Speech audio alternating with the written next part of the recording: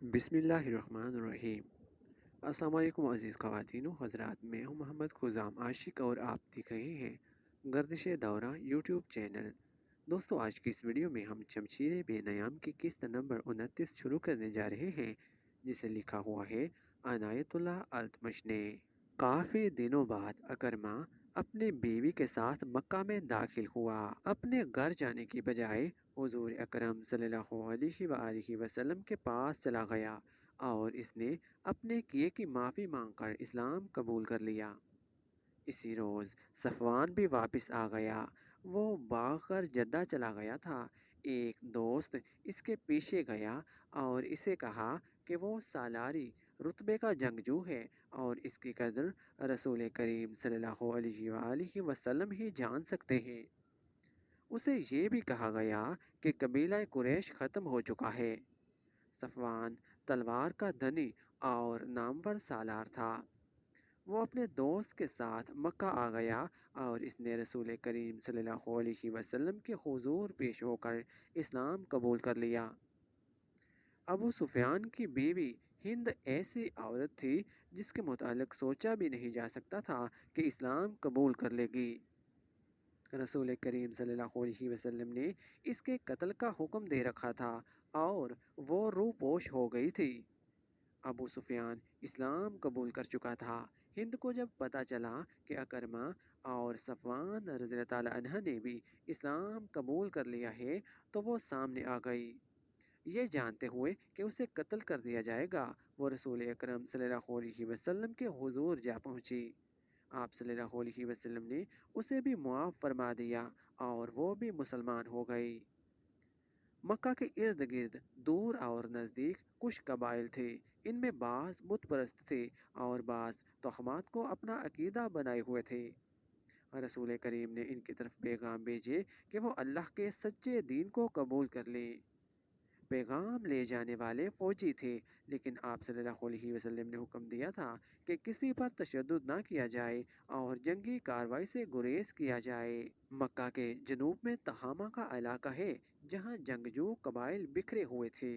इनके मुतालिक खदशा था कि लड़ने पर उतर आएंगे, इसलिए इस इलाके में फ़ौज का एक दस्ता भेजा गया और इसकी कमान खालिद रज़ी अल्लाह ताला अन्हा को दी गई। तमाम का तमाम दस्ता घुड़सवार था।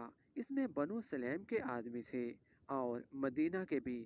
खालिद रज़ी अल्लाह अन्हा को मक्का से तकरीबन 50 मील दूर के मुकाम तक जाना था। खालिद रज़ी अल्लाह अन्हा अपने सवार दस्ते के साथ रवाना हो गए। इनकी मंजिल 50 मील दूर थी, लेकिन बामुश्किल 15 मील दूर गए होंगे कि एक मशहूर जंगजू कबीले बनु जज़ैमा के आदमियों ने खालिद रज़ी अल्लाह अन्हा के दस्ते का रास्ता रोक लिया। खालिद ने अपने दस्ते को लड़ाई की तरतीब में कर लिया। बनु जज़ैमा बाकायदा लड़ाई के लिए निकल आए। हम लड़ने नहीं आए, खालिद ने ऐलान किया। हम दावत देने आए हैं कि इस्लाम कबूल कर लो।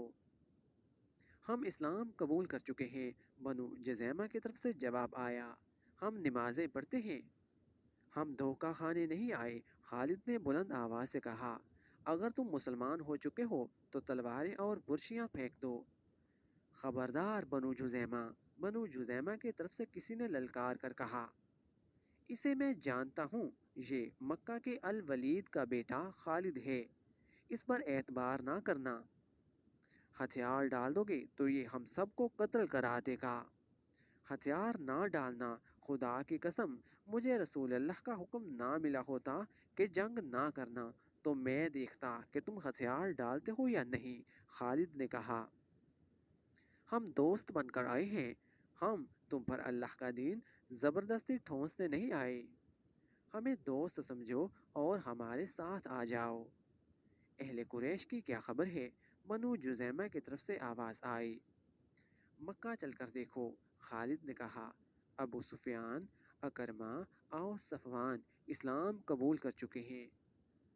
बनु जुज़ैमा ने हथियार डाल दिए।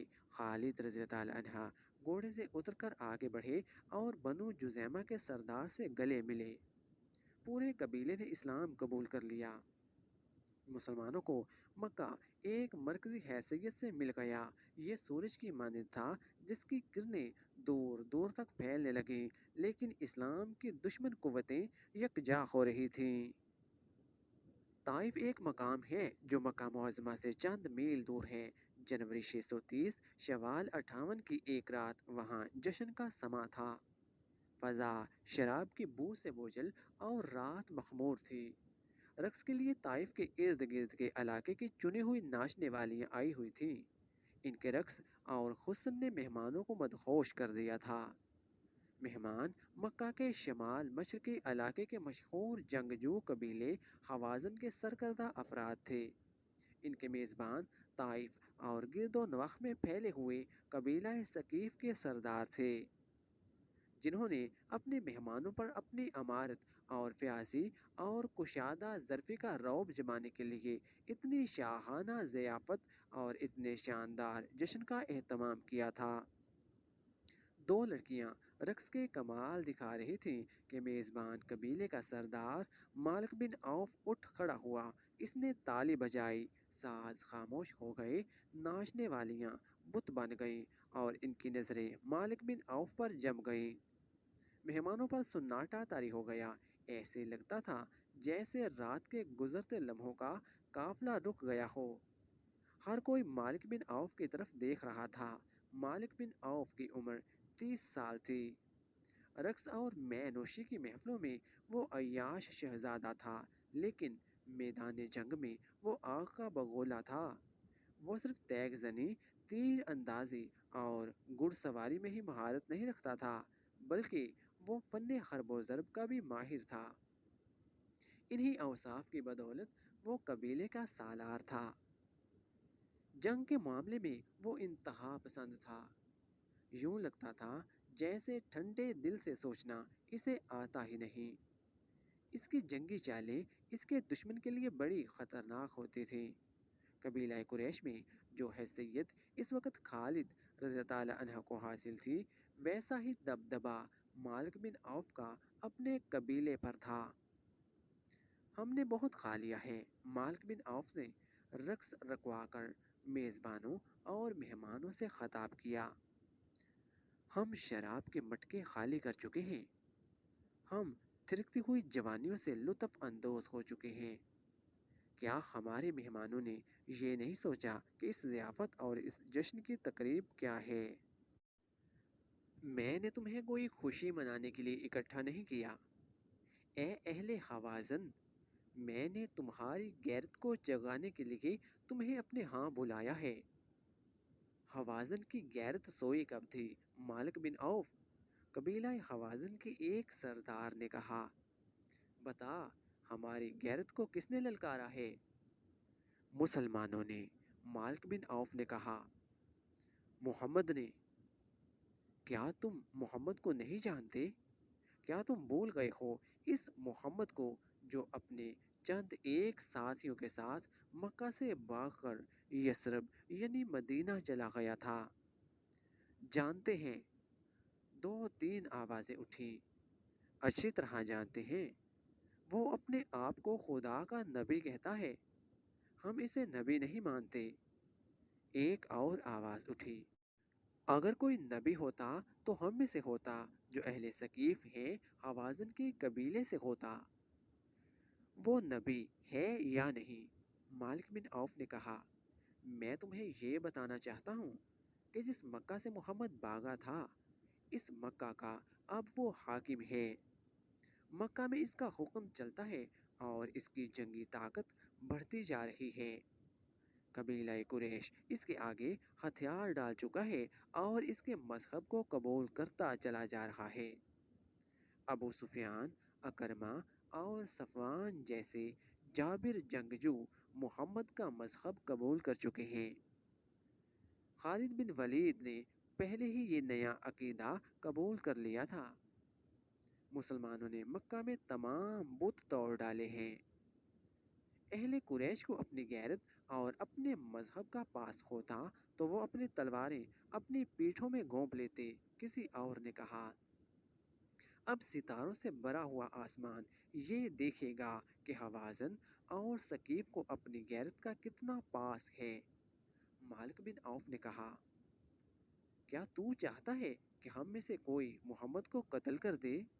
قبیلہ خوازن کے ایک سردار نے کہا، اگر تو یہی کہنا چاہتا ہے تو یہ کام میرے سپرد کر۔ اب محمد کو قتل کر دینے سے کچھ حاصل نہیں ہوگا۔ مالک بن عوف نے کہا، اسے قتل کر دو گے تو اس کے پیروکار اسے اپنے دلوں میں زندہ رکھیں گے۔ ان کی تعداد اتنی زیادہ ہو گئی ہے کہ اب ایک آدمی کے قتل سے وہ اس راستے سے نہیں ہٹیں گے جس پر انہیں ڈال دیا گیا ہے۔ کہتے ہیں محمد کے ہاتھ میں کوئی جادو آ گیا ہے۔ حوازن کی ایک سردار نے کہا، وہ جس پر نگاہ ڈالتا ہے وہ اس کا مطیع ہو جاتا ہے، لیکن جہاں تلوار چلتی ہے وہاں کوئی جادو نہیں چل سکتا۔ حوازن قبیلے کے ایک اور سردار نے اپنی تلوار کے دستے پر ہاتھ رکھ کر کہا، مالک آگے بول، تو کیا کہتا ہے؟ ہم تیرے ساتھ ہیں۔ میں کہنا یہ چاہتا ہوں کہ ہم نے محمد کے اسلام کو نہ روکا تو یہ سیلاب کی طرح بڑھتا ہوا ہم سب کو بہا لے جائے گا۔ مالک بن عوف نے کہا، نہ حوازن رہیں گے نہ ثقیف کا وجود ہوگا۔ قبیلہ قریش کو محکوم بنانے والوں کو ہم مکہ کے اندر ہی ختم کر دیں گے۔ کیا تم محکوم بن جانے کا مطلب سمجھتے ہو؟ مالک بن عوف نے سب کی طرف دیکھا اور بولا، اگر نہیں سمجھتے تو میں تمہیں بتاتا ہوں۔ اس نے پیچھے دیکھا۔ مالک بن عوف کے پیچھے مہمانوں میں ایک معمر سفید ریش بیٹھا تھا۔ اس کا رنگ دوسروں کی نسبت صاف اور سفیدی مائل تھا۔ وہ ضعیف اتنا تھا کہ اس کا سر ہلتا تھا اور کمر میں ہلکا سا خم تھا۔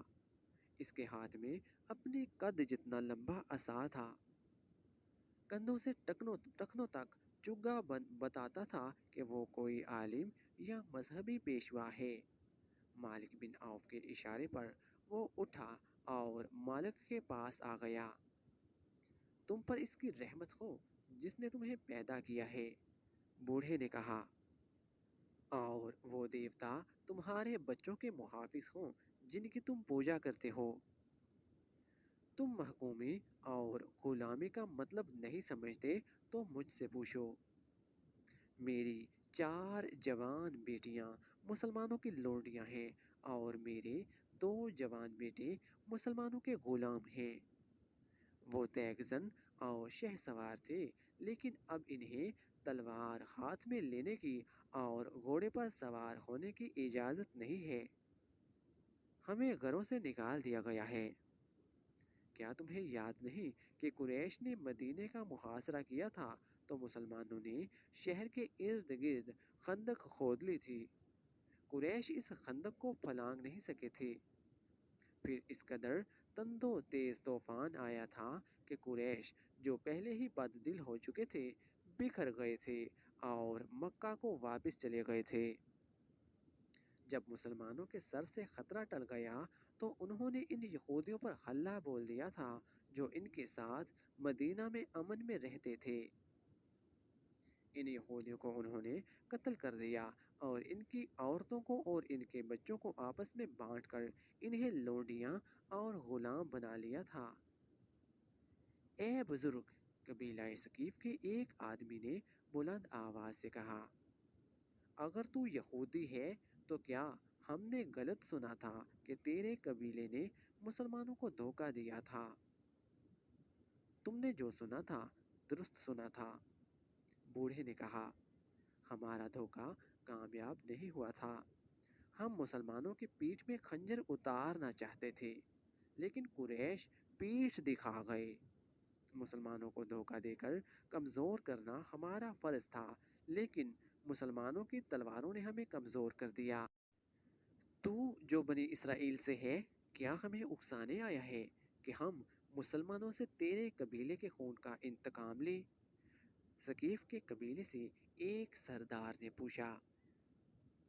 ایک اور ضعیف الامر اٹھ کھڑا ہوا۔ اس کا نام درید بن سمعہ تھا۔ اس کا نام تاریخ میں تو ملتا ہے لیکن یہ پتہ نہیں ملتا کہ وہ قبیلہ خوازن سے تھا یا قبیلہ ثقیف سے۔ خاموش رہو۔ درید بن سما نے غرش کر کہا، ہم بنی اسرائیل کے خون کا انتقام نہیں لیں گے۔ کیا تم ابھی تک شک میں ہو؟ کیا تم ابھی تک نہیں سمجھے کہ ہم نے مسلمانوں پر حملہ کر کے ان کا خون اپنی تلواروں کو نہ پلایا اور ان کے زخمیوں کو گھوڑے تلے نہ روندا تو وہ ہمیں بھی قتل کر کے تمہاری بیٹیوں کو، تمہاری بہنوں کو اور تمہاری بیویوں کو اپنی لونڈیاں اور ہمارے بچوں کو اپنا غلام بنا لیں گے۔ اس سے پہلے کہ ان کے گھوڑے طائف کی گلیوں میں ہنہنائیں، کیا یہ اچھا نہیں ہوگا کہ ہمارے گھوڑے ان کی لاشوں کو مکہ کی گلیوں میں کچلتے پھریں؟ مالک بن عوف نے جوش سے لرزتی ہوئی آواز میں کہا، بنی اسرائیل کا یہ بزرگ ہماری پناہ میں آیا ہے۔ اس نے اپنے قبیلے کا جو انجام بتایا ہے، میں تمہیں اس انجام سے بچانا چاہتا ہوں۔